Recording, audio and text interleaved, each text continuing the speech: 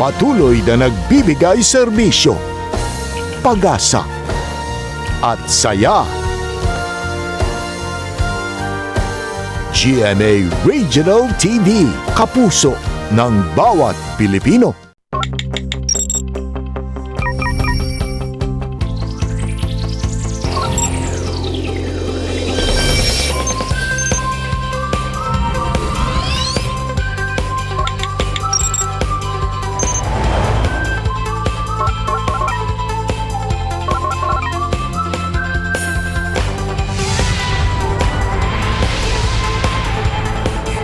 Kini ang GMA Regional TV Live. Mayong adlaw, what an exciting morning kanatong tanan, labi na sa mga kapuso nga viewers nga na silang tagsa-tagsa ka mga panimay din sa Central ug Eastern Visayas. Welcome sa GMA Regional TV Live nga inyo makita Lunes hangtod sa Biyernes gikan sa alas 8 sa buntag. What makes our morning exciting tungod kay unang adlaw karon mga kapuso sa buwan sa Pasko. Pipila ka nato nagpanikad na gyud sa pagpangayog regalo baka sale o of course paghatag og regalo sa isig katao. Merry Christmas kanimo partner.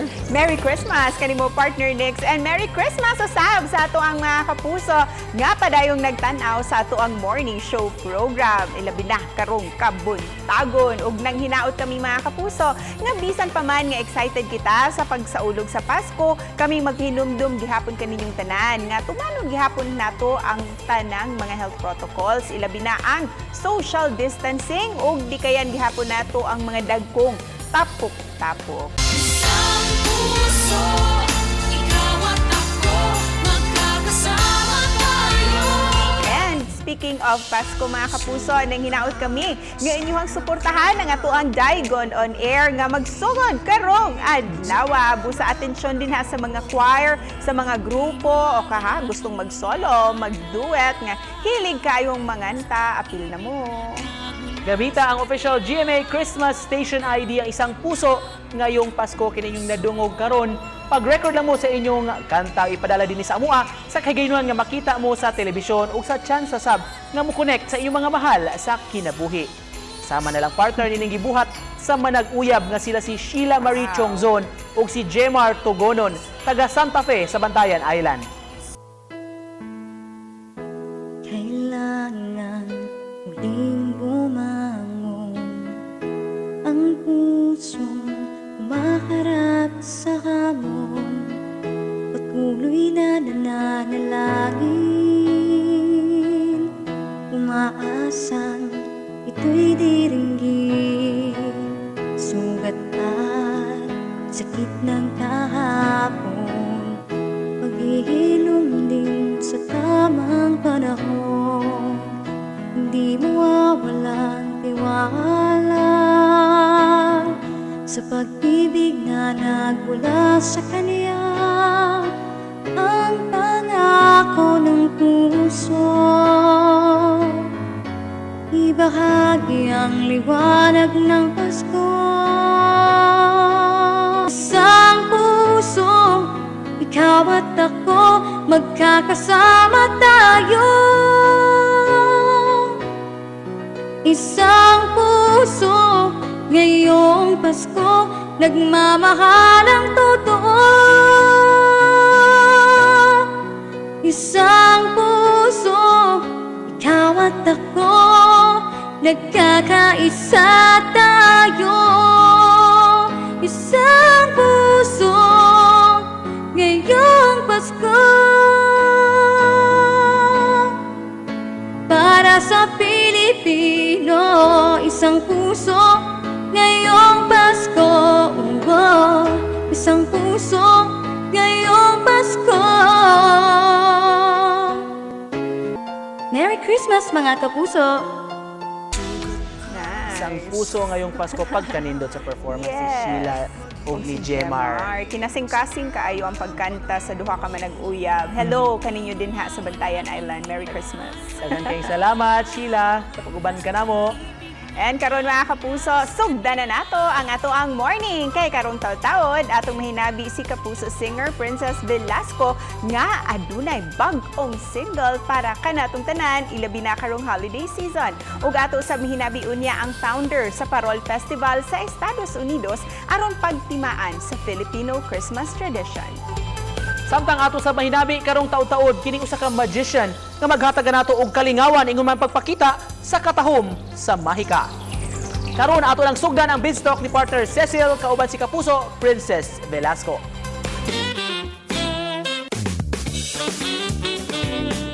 Mas mabatiagan pa gayud nato ang diwa sa Pasko mga kapuso, ilabi na kung Christmas songs ang atong madunggan. Busa this morning sa Biztalk, manganta na ta kauban ang ato ang OPM Acoustic Princess Velasco. Maayong buntag, Miss Princess, and welcome dito sa GMA Regional TV Live. Maayong buntag, Miss Cecil. Thank you so much for having me. To everyone who's watching, maayong buntag sa inyo lahat. Thank Yeah. you din for granting this interview. How have you been, Miss Princess? Oh, we just had a baby, yan, our baby girl. And it's such a wonderful blessing, a wonderful Christmas gift talaga for our family. Congratulations on your growing family, Miss Princess. Kumusta kayong lahat? Kumusta ang preparations din ng mga dalawang kuya sa pagdating ng bagong princess ng bahay niyo? Oh my gosh, actually, they're very excited nung parang to see the baby. Nung una talaga, parang pag nakikita nila yung my tummy so big, parang palagi akong nilalambing, ganyan. And they're so very happy playing with each other. Our house is so noisy, but it's the kind of noise that you like to hear. I'm sure yung bahay niyo is so full of noise, pero full of fun pa din with all the kids with you, Miss Princess. Yes. Is it okay if we ask about your pregnancy this time? This is your third pregnancy, but how different is this compared sa mga previous two mo, lalo na ngayon na may pandemic? It was a surprise baby actually. And I was so worried. I was crying actually kasi siguro hormones na din. So nakakapraning kasi 'di ba, parang bringing a baby into this world of parang uncertainty. But of course, I realized it's a big blessing from God as well. So eventually okay naman ako. Thankfully, hindi ako pinahirapan ni baby. Walang check-up. Parang lang, puro tawag lang and online and messaging lang na consultation with my doctor. Miss Princess, we talked about your pregnancy this time. Ano yung ibibigay mong tips or advice to help other pregnant women who are watching us right now para naman ma-ease yung mga anxieties nila? The only advice I can give you is just to talk to your partner, ganyan. Parang whenever you feel anything, a worry or anything, kasi sila yung makakatulong sa inyo. And of course, be aware of your body as well. Make sure that your doctor is reachable then also, di ba? Para whenever na you have some questions, they can answer. Thank you for that message. I'm sure marami kang natulungan yan, Miss Princess, sa binigay mong message for them. And ngayon, this time, let's talk about your new song under GMA Music, itong The Newborn King, which is actually written by your dad. Ang galing. Please tell us more about the story behind this song. Actually, he wrote this song 56 years ago, way back in 1964. Tapos, siguro a few months ago, he sang it, recorded it sa phone niya, and then he sent it to me and my brothers. So, pinarinig niya sa amin, and then he asked me if I can sing it and maybe record it, ganyan. So, pina-arreglo ko siya, pina-arrange ko sa singer-composer friend ko na si Mike Liave. Very, very talented. So, this song was produced at home lang talaga. So, dito lang ako sa bahay nag-record. And then si Mike also mixed it, everything. Ginawa lang niya rin sa bahay niya. And then yun. So, I'm very, very blessed that GMA Music said yes. And now, it's my new single. So, yun siya. Christmas song entitled The Newborn King. And ano din yung mensahe niyo po para sa mga kapuso natin ngayong Christmas? Sana po ngayong Pasko, all of you will celebrate kung ano ang tunay na diwa or the real meaning of Christmas, which is family and loving and sharing and, emulating the birth of Jesus Christ, which symbolizes the love of God for all of us. Siyempre, Miss Princess, before we let you go, siyempre gusto din namin pakinggan ang bagong single mo from you this morning. Let us rejoice and let us sing to greet the Lord, the newborn King. Daghang salamat. Daghang salamat din, Miss Princess, for sharing your music and your song with us this morning. Thank you, Miss Cecil and GMA Regional TV Live. Ayan, Merry Christmas po! Merry Christmas! Thank you! And that was GMA Music's Princess Velasco, mga kapuso, nga nang hinaot nga pinaagi sa iyang bagong Christmas song sa ulugon-tang Kapaskuhan nga puno sa pasalamat ug pag-ampo. Ug more to come pa, mga kapuso, so stay tuned lang dinhi sa GMA Regional TV Live. Kini ang GMA Regional TV Live.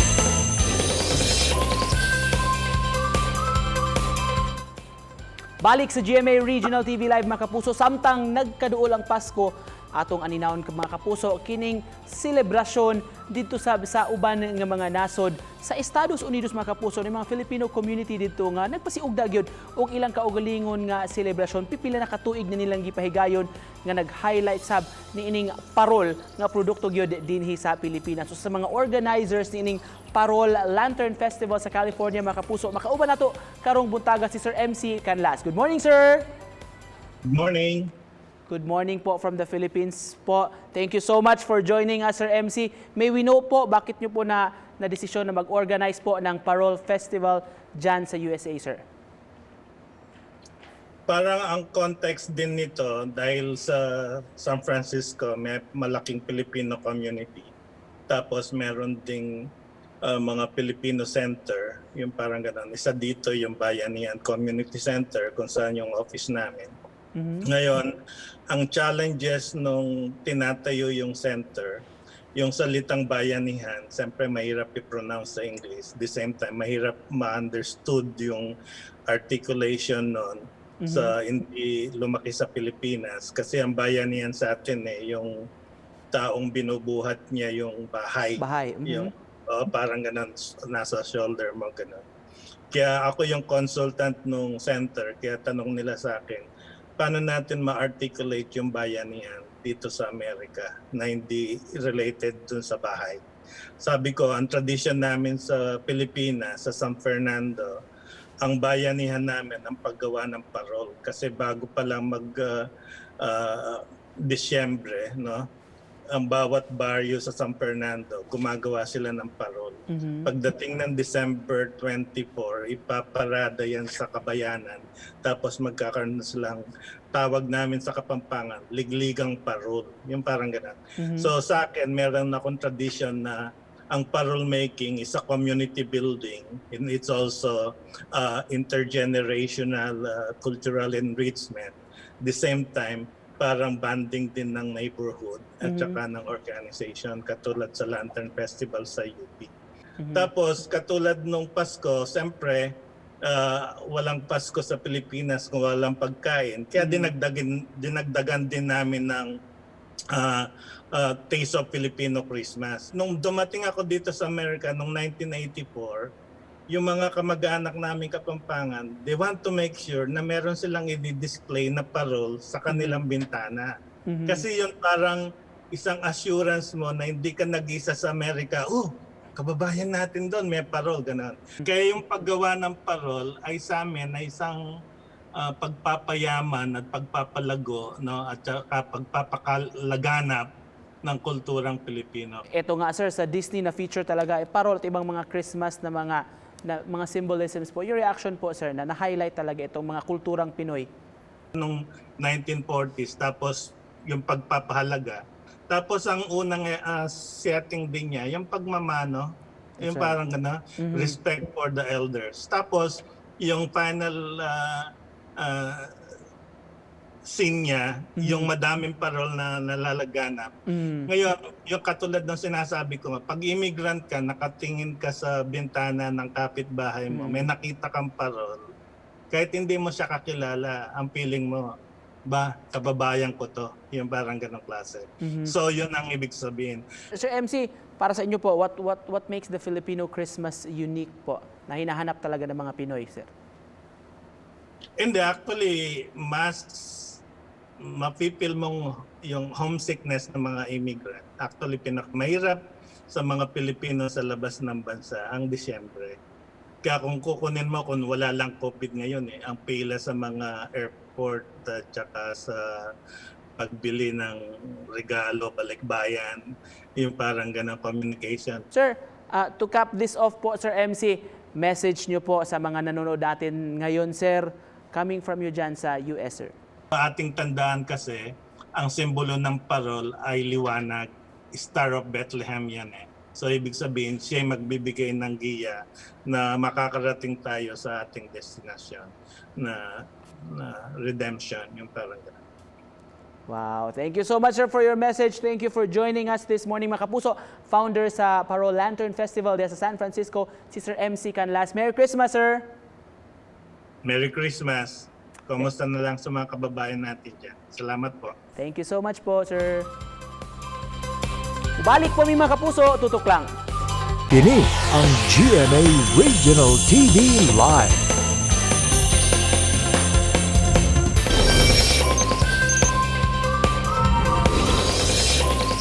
Balik sa GMA Regional TV Live, mga kapuso, pampagaanta ning mga oras sa let's talk about magic, mga kapuso. Kinsa may di madani labi na gyud ang mga kabataan ug mga young at heart, bisan gali mga adults.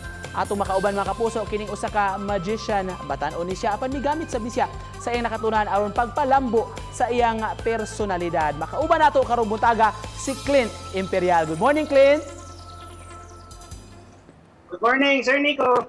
Thank you so much for Morning joining sa tanan. us, Clint. Daghan salamat sa pag-uban kanamo karong buntaga. Nganong naengganyo man ka aning magic kinsa may nagpursigi nimo nga magkat-on ini? Nagsugod ra gid siya sa ako ang objective sa self ba kay na college ko before, even high school kanang mawawo na gid ko ba. So and nakita na ko ang magic as a venue nga posible ko nga ma-improve ang ako ang self-confidence, especially when mag-istorya ang tao. How did you get to learn magic, Clint? Matun-an ba gyud na siya? Maistudyuhan? Yes, matun-an ra gyud nato. So my story on how yun sana ako pagkat-on was tungod sa ka-interesado nako. Daghan kong nakita ra nga mga resources online. So I think anybody can be good naman yun in looking it sa online, di ba? YouTube, research mo sa Google. So, that's how I started. Along the way, nakakita naman sa kong mga kaila, nga mga magicians po, and then they were so good that natudloan po nila. Unsa may mga bansay nimo nga mga magic tricks or mga specialty ani, Clint? Sige, magpakita ko gusta. Please. Go ahead. Sige, nakinomdom ko, Sir Nico, katong grade 1 pa ko, importante man jud kayo ang mga assignment and module. Moto pag grade 1 ako, nakinomdom ko ang pangan sa akong teacher kay si Ma'am Jasmine. Si Ma'am Jasmine, itagaan ko niya og drawing book. Itagaan ko niya ka assignment. Hinahanglan by tomorrow, maka-drawing ka and then maka-color ka. Nya, ang hitabo ato, pag uling ako sa balay, moto, bata as we are, di man kita interested sa assignments and module, duwa raman ta. Moto, pagkaugma ato, ang nahitab ko, paghatag na ko ni Ma'am Jasmine sa akong drawing book, pagtanaw ni Ma'am Jasmine sa akong drawing book, uy, blanco man, nga naman ni Clint, nga nang blanco man ang imong assignment, di ba? Niyan ako nga drawing nga nimo, niya koloran nimo. Nakulbaan ko. Niya ko, ma'am, sorry kayo mo, wala ko pagpuhat ako assignment. Pero kanina lang, ma'am, pwede ba ko nang matagaan 5 seconds lang para mag-drawing? Moto, medyo nakurat ang ako maestra nga, 5 seconds? Sige daw, eh. So, inanira siya, ma'am. Magkuha ko ballpen sa hangin. Ballpen nga murag lapis. Niya, drawing nga na ako siya, ma'am. Pinainanira mo mo. Ilabay na akong ballpen, ma'am. Ito siya yung magic, ma'am. Pagkuha sa akong maestra, pagkuha ni Ma'am Jasmine, ihang i-open na nga ako ang drawing book. Pagtanaw niya, lagi drawing. Pasagod ni mo naka-drawing. Yan na si Ma'am Jasmine. Pero dili pa ko impressed. Kaya yan na mo kukoloran ni mo, di ba? So, kung saan man na ni mo ron, sige ma'am, since para madali ta ma'am, kay late na medyo ko sa assignment, gamitin na lang nato ang 68 ka different colors na crayon. So inaniram, ako ra siyang kuptan sa akong kamot, ang 68 different colors na crayon, ako ra na siyang ipapilit sa ako ang drawing book. Darama mo, i-check ako ang assignment, pag open ni Ma'am Jasmine, pag tanaw niya sa akong drawing book, tada! Nanay color ang ako For sure na impress gyud si Ma'am Jasmine. Murag nakuangan mi sa usa ra ka buok pun ipaog. Unsa pay mahatag nimo na morong buntaga? Sa una, maglisod man jud gamay kay akong baon sa una. Pag grade 4 na nina. Grade 4. Ang ihatag grade sa akong mama kay 20 pesos kung whole day. Kung whole day, kung half day, G-Stra niya. Kato panahon na full day man ko. Niya. Basta yo og hatag akong mama. Ang iyang gihatag kay kaniyo. Kani nga 20 niya. Uy, mo dawat man ani nga 20 sa ano ni nako ron. Muto na nakatubangan sa kantin. Sa unta ni nako no. Dawaton baka ko ni. Dawaton baka ani sa tindera. Muto medyo nakulbaan. Bo syempre di sa din ako hatag kay basta hindi dawaton sa tindera. Muto kung gibuhat. Naman siguro ko'y mabuhat. Sige, suwayan ako siya pilo kay inani man to sa akong lolo. Nakinundom mo ko to ko lolo nga magpilo. Nagpapil. Kumuton. Kumuton ni mo siya maayo. Kumuton ni mo siya maayo. Unya, di mo siyang i-wave imong kamot, tayhopan mo. Pag tayhop ni mo, tuwayan na to if madawat na ba ni sa kantin. Tan. So, nahimo na gitang, tinuod nga 20. Makapalit ako sa kantin. Wow. Murag purposely Clint nagkuha jud kog papel diri. How I wish I can do that para saan man na pre maka-create money out of this. Finally Clint, ato cap this off, unsay mensahe nimo sa mga viewers nato basin do na po kay gusto ihatag sa tips sa mga gusto sa magkat-on, mga realizations nimo na imong journey Clint? Persevere, practice, and then it's very fulfilling on your part if nakapa-happy ka sa katao. One person at a time. Wow. Thank you so much for joining us. Hangtod karon pag ginako ang akong papel. Daghan kayong salamat sa pagpaambit kanamo sa imong sayran, imong kahibawang expertise sa magic. Thank you Clint. It was nice talking to you. Thank you. Sa BizTalk, ang kapuso recording artist nga si Princess Velasco atong nakauban nga dunay dalit nga bag-ong single alang kanato haom karong bulana nga nagkaduol na gyud ang Pasko. Speaking of Christmas, mga kapuso, nasayra natong istorya ni MC Canlas dito sa California kung giunsa nila pagpalambo nini mga Pilipinhon nga tradisyon labi na gyud kining paggama ug pagdayan-dayan ug parol. Og hinaut mga kapuso nga nalingaw mo sa mga paandar ni Clint Imperial usa ka magician, makalingaw gyud ang iyang mga dalit labi na gyud sa mga kabataan apan mas labaw niini ang kalipay sab nga nahatag niini sa iyang kaugalingon sa paglambo sab sa iyang personalidad pinaagi sa magic.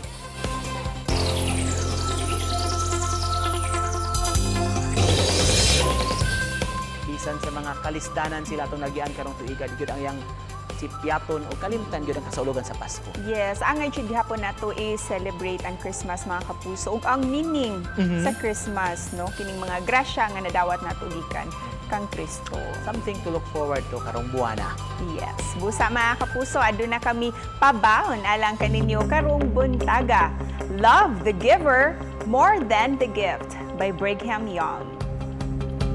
Sa mga gusto mo preview pagbalik ibang episode and more, please visit our official website sa www.gmaregionaltv.com. Mamahimusab sa among official YouTube channel sa GMA Regional TV. Please click subscribe. Daghang kayong salamat kapuso sa inyong pag-uban kanamo karong buntaga. Thank you mga kapuso for joining us this morning. Ilabi na nga nagsugod na gayud ang holiday season. Busa tutok lang every morning dinhi sa GMA Regional TV Live. Hangtod sa sunod higay mga kapuso, that in all things God may be glorified. Stay at home, stay healthy, keep safe always, kapuso.